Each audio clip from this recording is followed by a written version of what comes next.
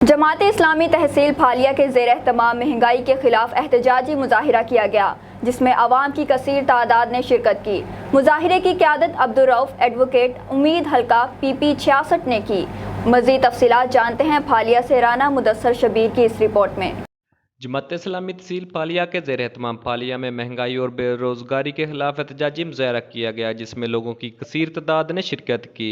مظاہرے کی قیادت امیدوار برائے پنجاب اسمبلی پی 66 میاں عبدالرؤف ایڈوکیٹ نے کی۔ مقررین نے خطاب کرتے ہوئے کہا، تمام حکومتی مشینری فیل ہو گئی تو جماعت اسلامی کا کارکن تھا، وہ خدمت فاؤنڈیشن کا کارکن تھا، جس نے آپ کی خدمت کی، جس نے گھر گھر راشن دیا اور جس نے گھر گھر جا کے لوگوں کے اندر سینیٹائزر تقسیم کیے، ریلیف کا کام کیا، مفت کھانے دیے، آپ کی خدمتیں تھی۔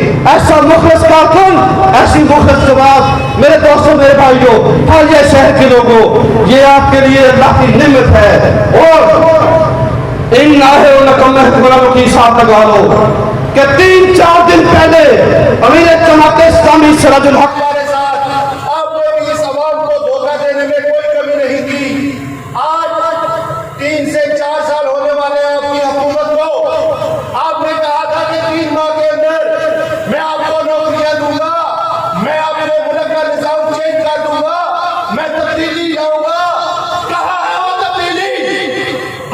تو آپ کو میں خراج تحسین پیش کرتا ہوں۔ جماعت اسلامی پورے پاکستان میں آئے۔ ان کے علاوہ محمد یوسف بٹ، ڈاکٹر عبدالرحمان رانجھا، انم عباس، صدر جے آئی یو سمیت دیگر مقررین نے خطاب کرتے ہوئے کہا کہ حکومتی پالیسیز اور IMF کی ڈکٹیشنز کی وجہ سے مہنگائی کی شرح میں روز بروز اضافہ ہو رہا ہے، جس کی وجہ سے عام آدمی کی زندگی شدید متاثر ہے۔ ان کا کہنا تھا کہ جماعت اسلامی عام آدمی کی زندگی کی فلاح کے لیے بھرپور کوشش جاری رکھے گی۔ کیمرہ مین ٹیم کے ساتھ رانا مدثر شبیر، MM5 نیوز، پھالیہ۔